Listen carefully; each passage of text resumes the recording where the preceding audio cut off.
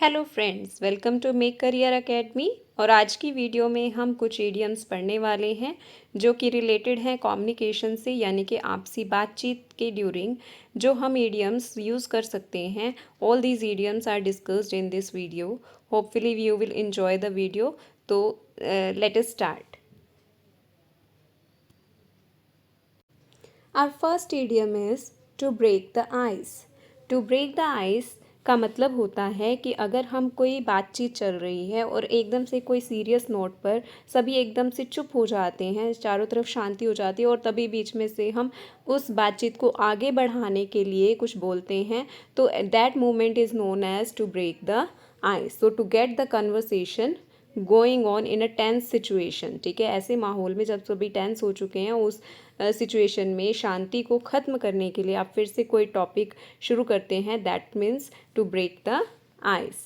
Second idiom is to let the cat out of the bag और to spill the beans. दोनों का same ही meaning है। Cat out of bag और spill the beans दोनों का मतलब है किसी छुपे हुए राज को खोलना, to reveal a secret. That means to reveal a secret. Next is beat around the bush. Beat around the Bush मतलब इधर उधर की बातें करना। जो मेन सीरियस इंपॉर्टेंट टॉपिक है उस पर कोई बात नहीं कर रहा, इधर उधर की बातें किए जा रहे हैं।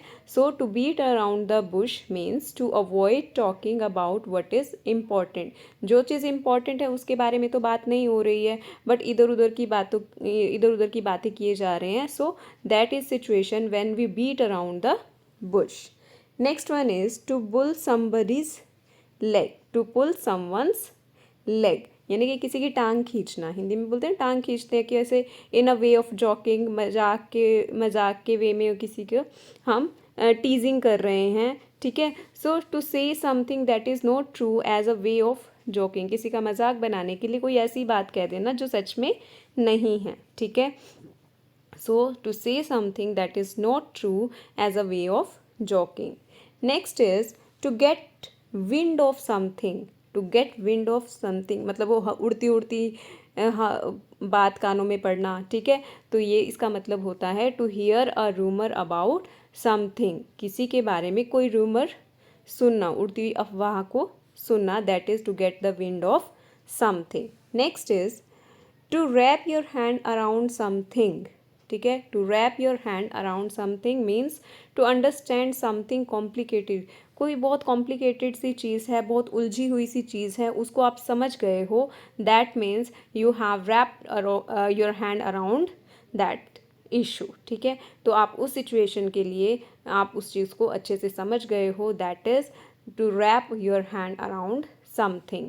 Next is a penny for your thought.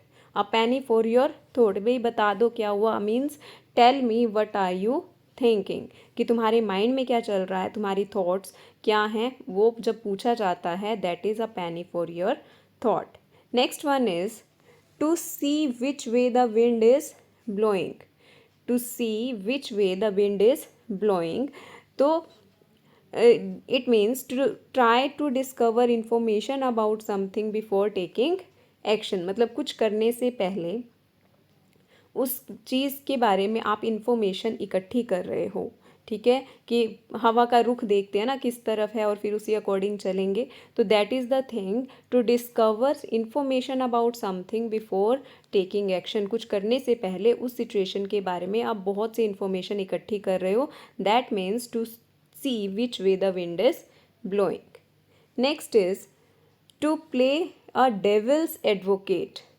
To play a devil's advocate मतलब सिर्फ आर्ग्यूमेंट के लिए आप किसी चीज़ को, मतलब डिबेट हो रही है और आप सिर्फ उस पर आर्ग्यू किए जा रहे हो without knowing the exact meaning, so that is the play as devil's advocate. To argue against an idea for the sake of debate, किसी आइडिया के अगेंस्ट आप बोले जा रहे हो just for the sake of debate, तो उसको बोला जाएगा a play, to play a devil's advocate.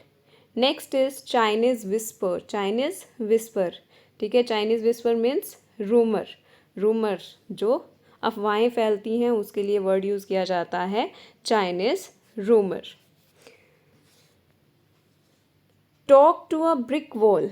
दीवारों से बातें करना। दीवारों से बातें मतलब अगर आपके सामने कोई पर्सन बैठा है और वो आपकी बात नहीं सुन रहा, आप जो बोल रहे हो वो क्या हो जाएगा कि हाँ, भैंस के आगे बीन बजाना, ठीक है, दीवारों पर सिर मारना हिंदी में बोल देते हैं, तो इंग्लिश में that is to talk to a brick wall. दीवार से बातें करना, दीवार से बातें नहीं, इट मीन्स कि ऐसे पर्सन से बात करना who is not listening to anything you are saying. Next one is to beat a dead horse और फ्लॉगिंग अ डेड हॉर्स। ठीक है, to beat a dead horse मतलब जिस टॉपिक पे आप पहले ही बात कर चुके हो उसी पर बार बार बात किए जाना। ठीक है, एम बस बात को खींचे जाना। That means to talk about something that has already discuss, जिसके ऊपर हम पहले ही डिस्कशन कर चुके हैं उसके ऊपर बार बार डिस्कशन किए जाना। That is to beat a dead horse और फ्लॉगिंग अ डेड हॉर्स।